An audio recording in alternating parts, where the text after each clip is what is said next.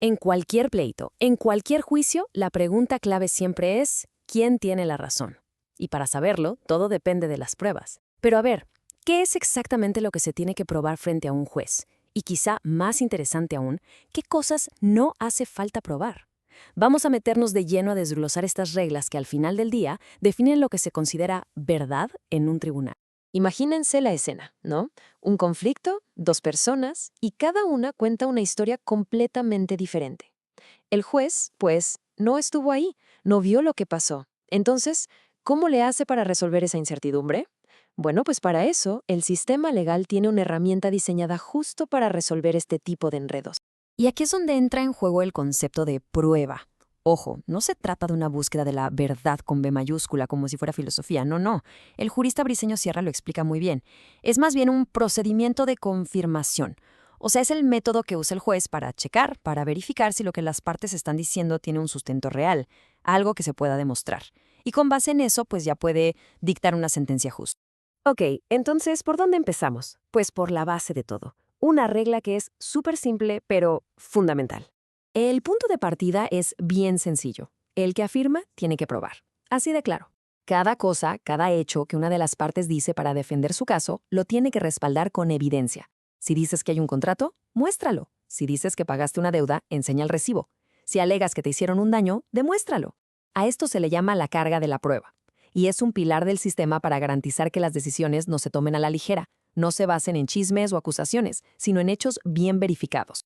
Ahora, aquí es donde la cosa se pone de verdad interesante, porque esta regla de que todo se prueba no es absoluta, ¿eh? Hay situaciones muy, pero muy específicas en las que un hecho no necesita probarse. El sistema legal reconoce tres grandes categorías de hechos que, digamos, se saltan la fila de las pruebas. Esto ayuda a que el juicio sea más rápido, más ágil y se enfoque en lo que de verdad está en pleito. A ver, vamos a ver cuáles son. El primer caso es el más obvio, el más lógico de todos: los hechos confesados. Como decía el gran procesalista Carneluti, si las dos partes están de acuerdo en algo, pues ya está. El juez no se puede oponer. El hecho se da por cierto y listo, no se necesita más evidencia. ¿Para qué perder el tiempo probando algo en lo que no hay discusión? No tiene ningún sentido. Luego tenemos los llamados hechos notorios. ¿Y esto qué es? Pues son esas cosas que todo mundo sabe, que son de conocimiento público. Por ejemplo, que la Ciudad de México es la capital del país, o que en cierta fecha hubo una devaluación muy sonada, o que el 16 de septiembre es día festivo. Son cosas que forman parte de la cultura general. El juez puede incluso traerlos a colación él mismo sin que las partes lo digan, porque sería hasta absurdo pedirle a alguien que pruebe algo tan evidente. Y finalmente llegamos a las presunciones legales. A ver, aquí es la propia ley la que da por hecho que algo es verdad, siempre y cuando se demuestre otra cosa. Como dice Chovenda, esto le quita un peso de encima a la parte que se beneficia de esa presunción. El ejemplo del libro es la presunción de paternidad. Si se prueba que una pareja está casada, la ley presume que los hijos que nazcan durante ese matrimonio son del esposo. Y si alguien quiere decir lo contrario, bueno, a esa persona le toca la chamba de probarlo. Ahora, vamos a subirle un poquito el nivel. Pasemos a una idea más clavada. Generalmente lo que se prueba son los hechos, ¿cierto? No el derecho. Pero, ¿será que hay excepciones a esta regla? Partimos de un principio que suena muy lógico. El juez conoce el derecho. Se supone que para eso estudió. Pero, cuidado, este principio tiene sus límites. No es absoluto. Pensemos, por ejemplo, en una ley de otro país, o en un reglamento municipal de un pueblito lejano, o algo todavía más interesante, la costumbre. En estos casos, la parte que quiera basar su argumento en esa norma tiene que probar que existe y qué dice exactamente. Y ahí, de repente, el propio derecho se convierte en el objeto de la prueba. Y para entender bien esto de la costumbre, la distinción que hace Giorgio del Vecchio es brillante, de verdad. Por un lado está el uso. Un uso es nomás un hábito social, una costumbre sin más, como, no sé, dar los buenos días. Es algo que hacemos, pero si no lo haces no pasa nada legal. Pero la costumbre, en el sentido jurídico, es otra cosa. Implica dos elementos. Primero, que sea una práctica repetida constantemente. Y segundo, y esto es lo crucial, que la gente tenga la convicción de que es obligatorio hacerlo.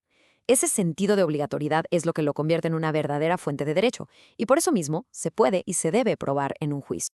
Muy bien. Después de todo este recorrido, ¿a qué llegamos? ¿Cuál es el punto clave de todo esto? En esencia, lo que vemos es que el sistema de pruebas busca un equilibrio. Por un lado, la regla general es clara: si alegas algo, lo pruebas. Punto. Pero por otro están las excepciones, los hechos confesados, los notorios y las presunciones que evitan que los juicios se vuelvan un laberinto de cosas obvias o ya aceptadas. Y ese pequeño detalle, ese matiz sobre la prueba del derecho, nos recuerda que el sistema no es rígido, que es lo suficientemente flexible para reconocer realidades complejas, como esas normas no escritas, esa costumbre que rige la vida de una comunidad.